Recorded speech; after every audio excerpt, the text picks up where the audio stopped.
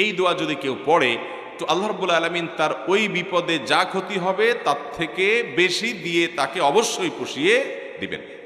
উম্মে সালামা রাদিয়াল্লাহু তাআলা আনহা, নবী করিম সাল্লাল্লাহু আলাইহি সাল্লামের স্ত্রী, তিনি বলেন যে আমি নবী করিম সাল্লাল্লাহু আলাইহি সাল্লামকে কিভাবে পেয়েছি তোমরা জানো?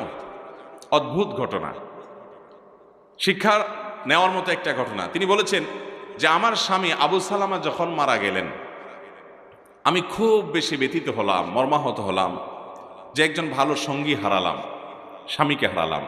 তো আল্লাহর কাছে আমি কেঁদে কেটে নবী সাল্লাল্লাহু আলাইহি সাল্লামের সেখানে এই দোয়াটা পড়েছি। মোহতারাম হাজরিন, নবী করিম সাল্লাল্লাহু আলাইহি সাল্লাম বুখারী বর্ণনায় বলেছেন, লান ইউতা আতাউন খায়রান ওয়া আওসা মিনাস সবর।